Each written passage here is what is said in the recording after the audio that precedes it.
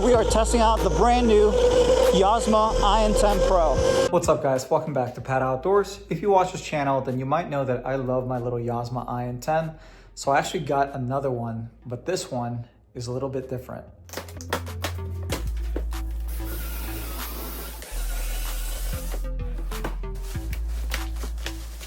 Oh yeah, this one definitely looks a little bit bigger than the last one. At least the wheels definitely do. And so do the forks. This is the brand new Yozma IN10 Pro.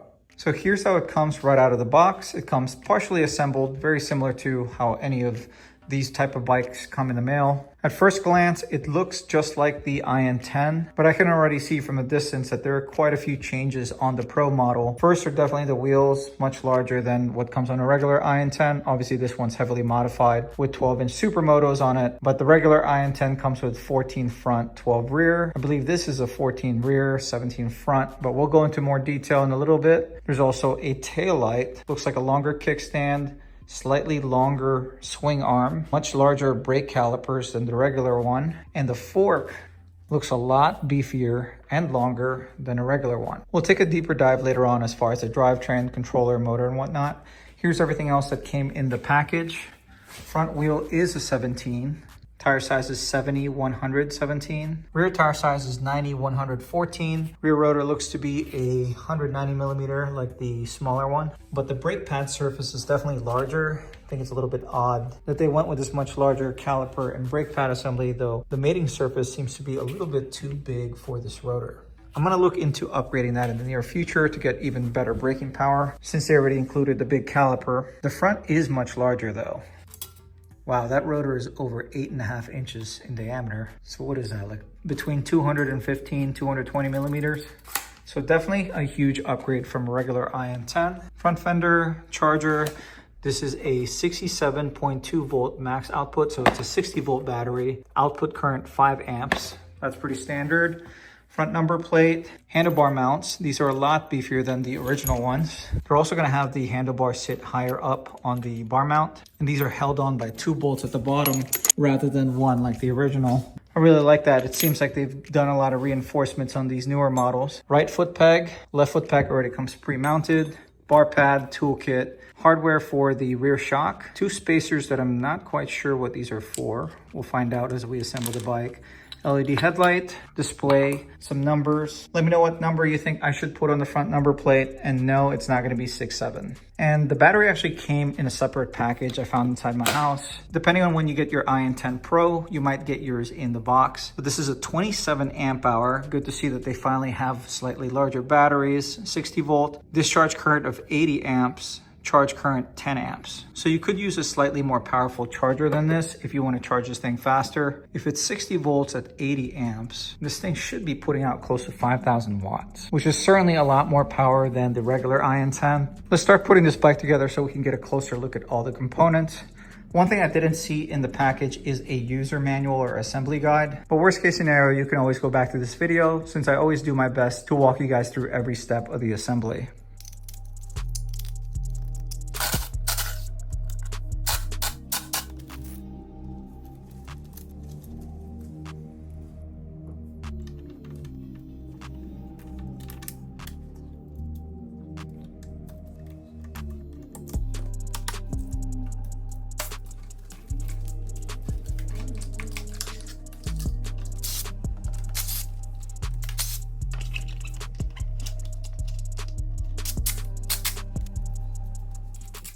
So not just the handlebar mounts, but the triple tree clamps and just the whole fork assembly itself seem to be a lot more beefier than the regular model. It might be worth saving up for this model if you're planning on doing any sort of off-roading or especially jumps with your IN10.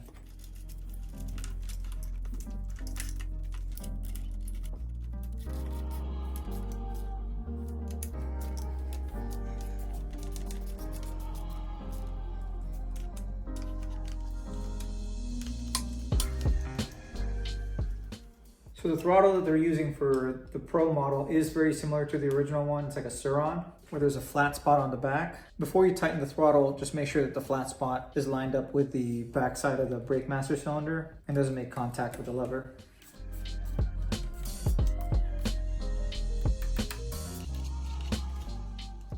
Yo, what? Does this bike have reverse? So I actually got this bike pre-production, so there's very little information about it. Up to right now, I still don't even have details on the specs. We're kind of just learning as we go. So depending on when you're watching this video, Yasma could have made changes in the production details. But as of January 2026, this is what the bike comes with.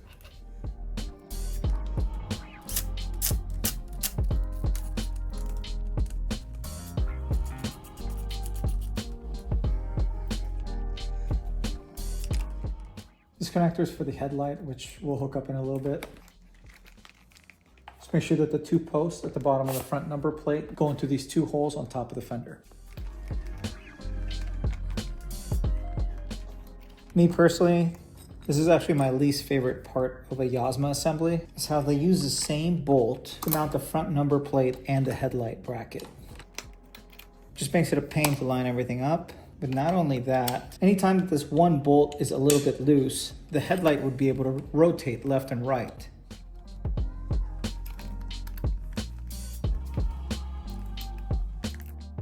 One more thing I'm not too happy about with how it's put together is how loose this tolerance is between the front number plate and the fender. I just feel like it's gonna pop out of place at any minute. I think I'm actually gonna drill 2 small holes at the bottom, then add a screw coming from the bottom just to fully lock the number plate in place. Here's a closer look at the 2 tiny holes that I just drilled. This is the very bottom center of those 2 pockets. And here's what that ended up looking like. Definitely close the gap between the fender and the front number plate. Now, this is not a recommendation or part of the instructions from Yasma. This is just a personal preference of mine. I just want everything to be fully secure.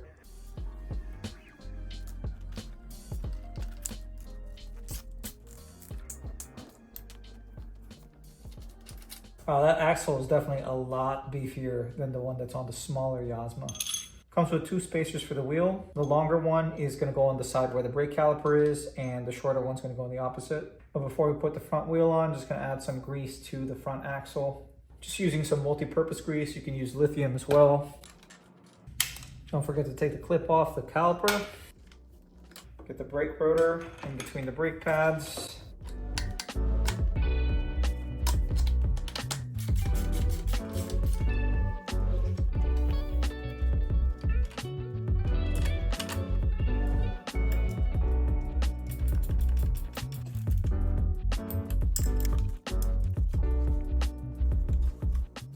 The stock motor looks very similar to the original IN10s, but I'm going to pull one of the covers off in a little bit so we can confirm.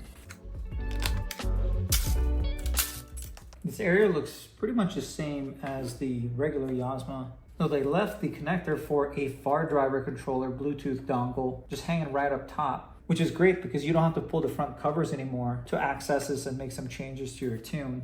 I can't see the label from here, but the controller appears to be the same one, but I'll confirm that whenever we connect to the Far Driver app. There is also what looks like a voltage step-down converter above the controller. So I see a few upgrades here.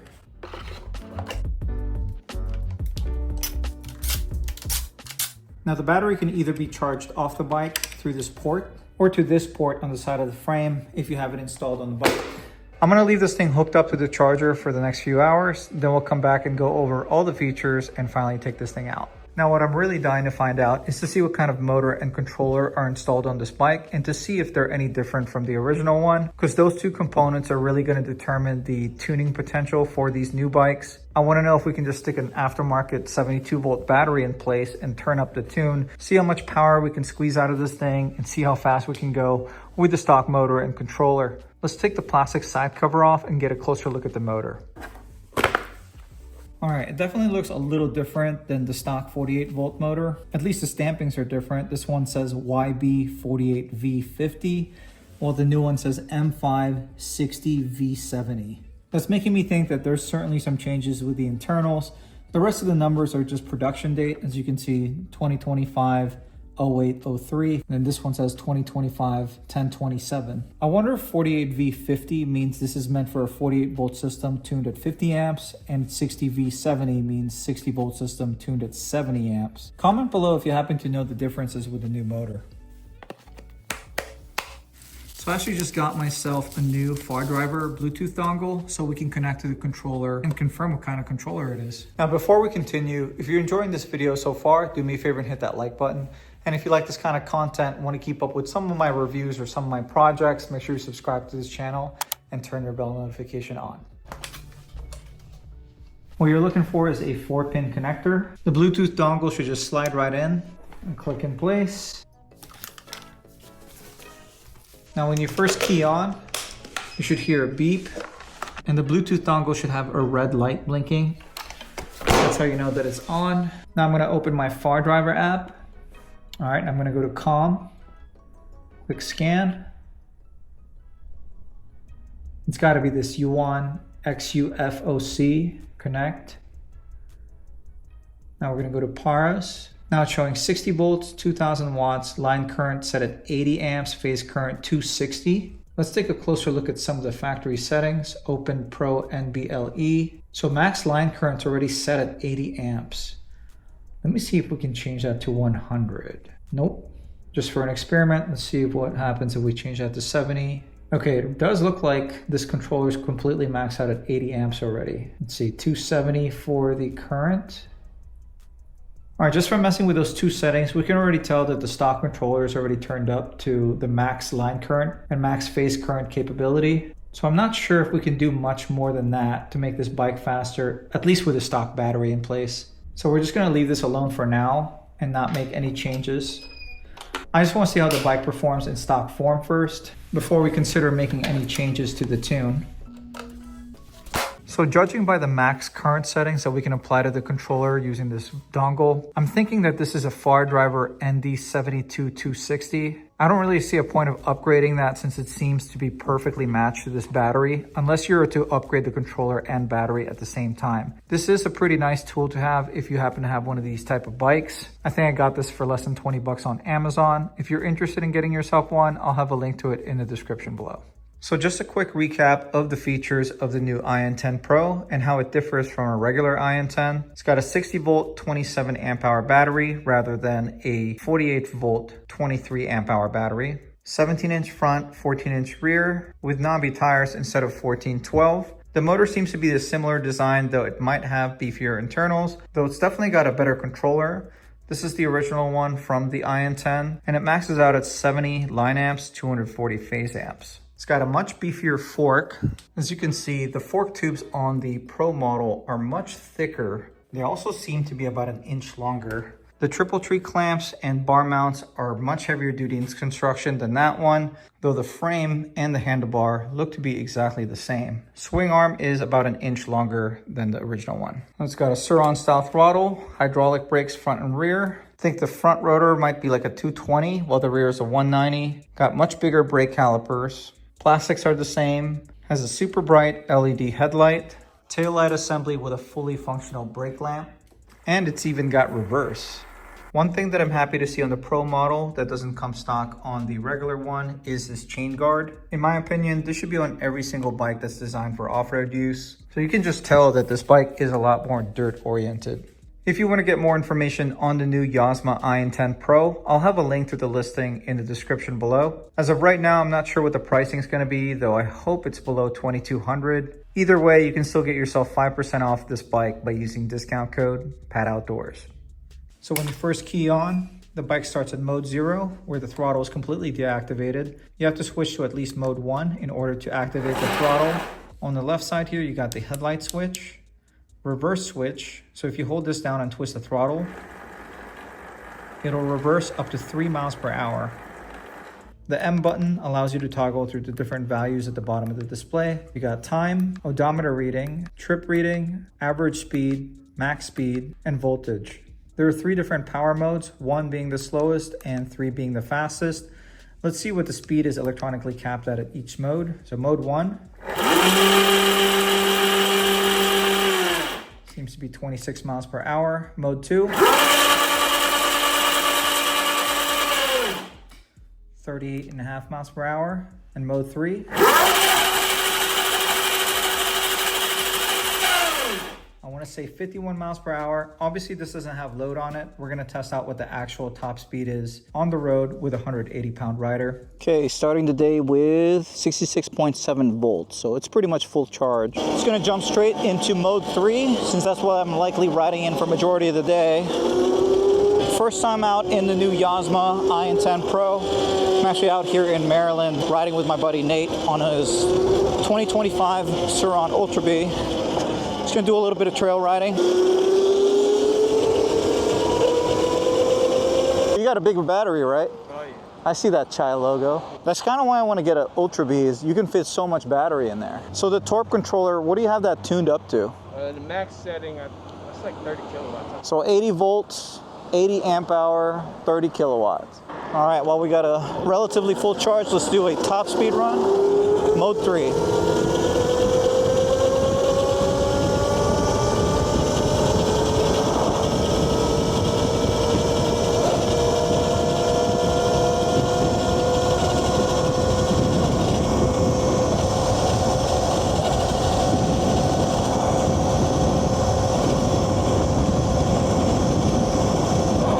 Slight uphill this whole time, but it's looking like it's holding 45, 44 miles per hour.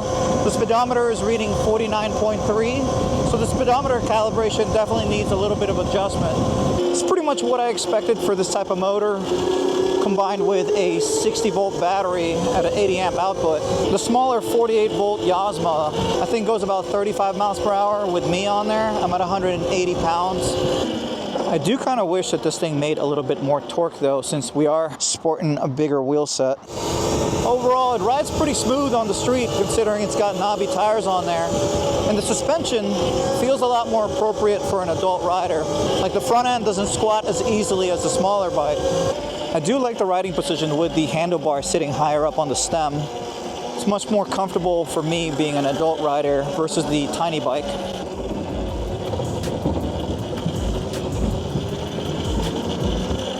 See how this thing rides in off-road situations.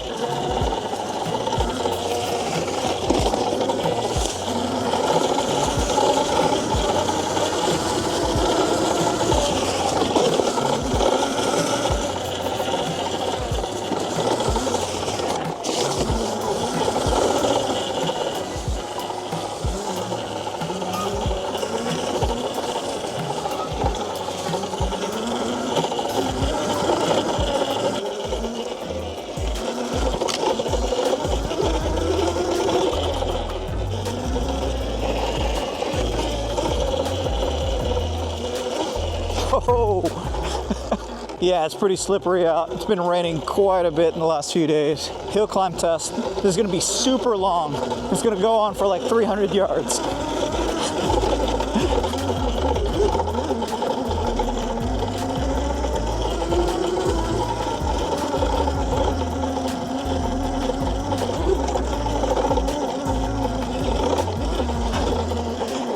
It's still going.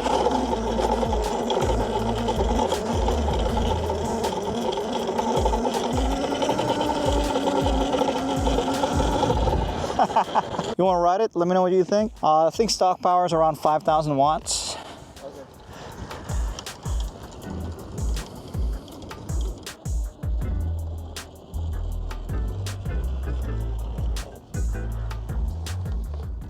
Sweet. Does it feel like it's geared correctly? The throttle hits a little weird. Maybe it's just the responsiveness.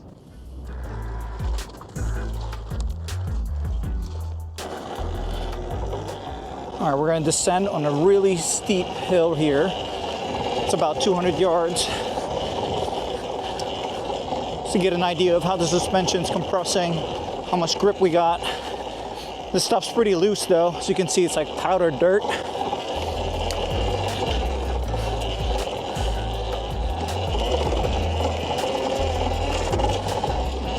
So far, so good. Just being very light on both front and rear brake.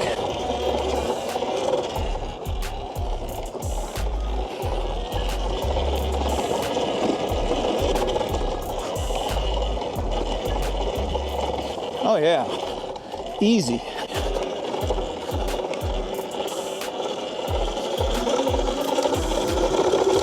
Just gotta get this last bit of riding in before it snows again this weekend.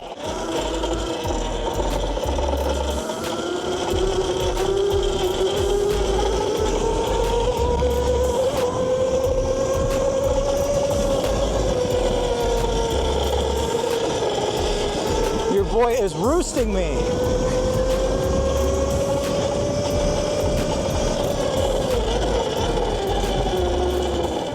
Well, this is like a really long hill climb. So just for perspective, my 10,000 watt Extreme Wheel ES was able to do this no problem, but this is half the power and $2,000 less. So let's see if we can do it. All right, hill climb test.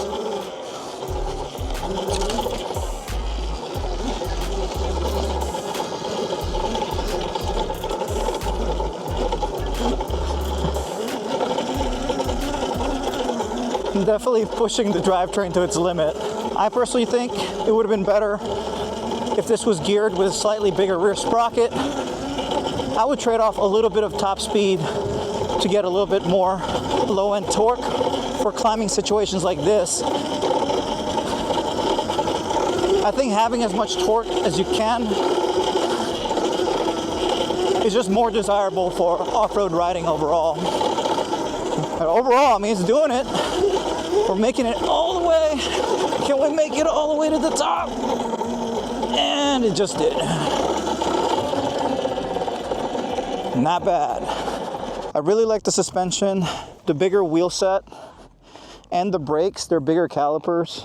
The front rotor's a little bit bigger. It seems a lot better in these off-road situations than the smaller bike, but I just wish it had a little bit more torque. My smaller IN10 has a FW22 Socian motor, which is obviously, you know, tuned for something close to 20 kilowatts, so I can't really compare that, but I might consider putting one of those on this bike and upgrading to 72 volts just to give this thing its full potential. I kind of wish that Yozma were to offer a 72 volt option in the future, at least for people like me that are just used to a little bit more power. This is a lot higher build quality than that Crunch X1 Spark I have though. I mean, the frame design, the welds, and the components they use is definitely a step up from a Tudio also. Not sure if I would compare it to an ETM RTR though.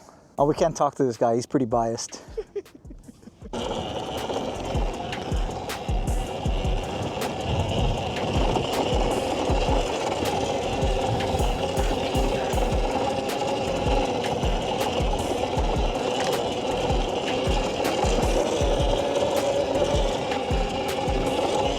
Yeah, it's definitely nice having this larger 17-14 wheel set. It's a must if you're planning on doing any sort of dirt riding. Obviously you can do a lot with a 14-12 wheel sets, but they don't do too well on really rocky surfaces.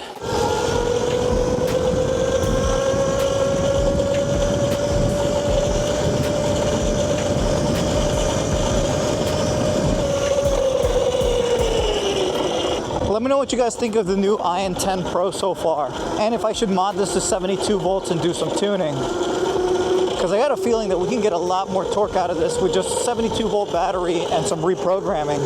If you guys want to get more information on the new IN10 Pro, I'll leave a link to their listing in the description below.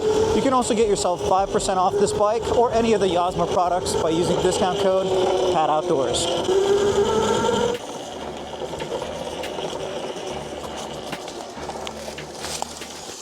I didn't realize you meant enduro. You know I'm on a pit bike, right? No, I kind of want to see this. That's a good thing about these smaller bikes is it's pretty easy to pick them up and just toss them around.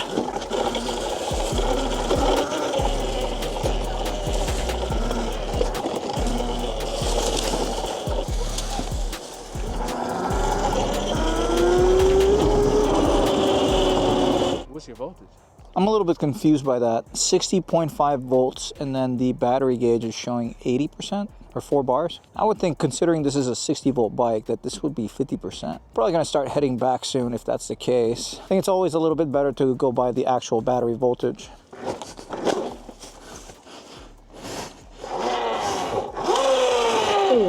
Damn, I feel like we're putting this bike through the ringer today. Feeling a little bit bad for this. It's brand new. Why is that? It's not so bad. I don't know how much I trust you anymore. It's not too bad.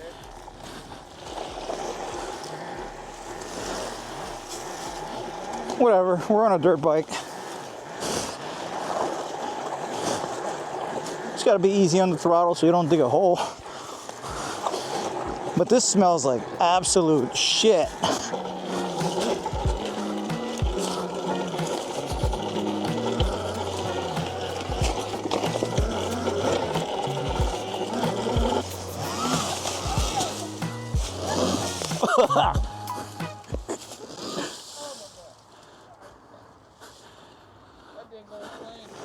All right, if Nate had to get off the Ultra B to make it up this, if we can do it without getting off the bike, I would certainly count this as a win.